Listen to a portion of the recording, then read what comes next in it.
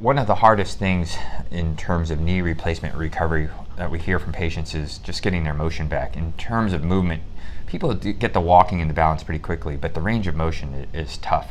What are the most effective ways for patients to get range of motion back? Obviously through exercise, but it depends on the type of exercise. Really, just to do active range of motion will help, but you really need to do some active assisted range of motion, whereby you're actually putting a little bit of pressure yourself on the knee to, I don't want to use the word force flexion, but to encourage and to assist flexion. Yeah.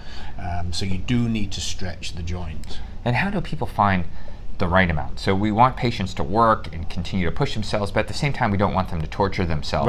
Right. So what is the right balance between making progress and just making yourself miserable in terms of trying to get knee flexion? I think you have to emphasize that there's going to be some discomfort. You need to restore the range of motion. The range of motion is lost and the knee joint is tight.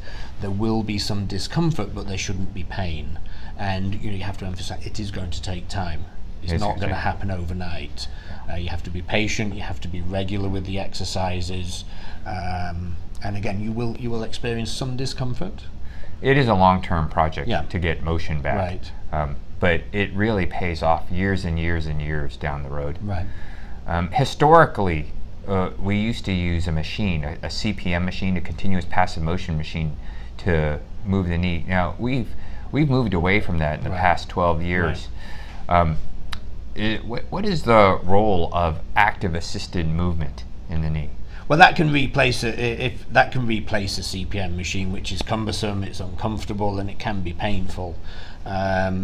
So I think if the patient is taught, there is a chance that if you just lie there, your knee will stiffen up and it will be harder for you. You have to do these exercises on a regular basis, and you have to feel some discomfort and expect some discomfort if you want to regain the full range of motion. I don't think there's been any negative effects on not using the CPM. I think we're replacing it by encouraging more active and active assisted range of motion exercises. Yeah, it seems there are a few ingredients to getting range of motion back effectively. One, of course, is physical therapy and just being consistent and disciplined about the exercise. Another is medication, especially pain control. Pain management, because if the knee is really uncomfortable, then there's going to be so much physical guarding that the knee won't want to move. So effective pain control is important. Yeah. A third thing is controlling inflammation.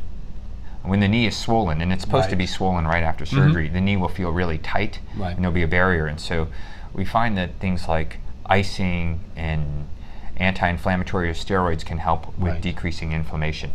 Absolutely. And then finally, it's just motivation, because this is not easy, but it's important. And so that level of motivation becomes very important to patients. Right, absolutely. Yeah. What can patients expect to do athletically? Now, let's say months have passed, their joint is healed, the soft tissue, the connective tissue is healed.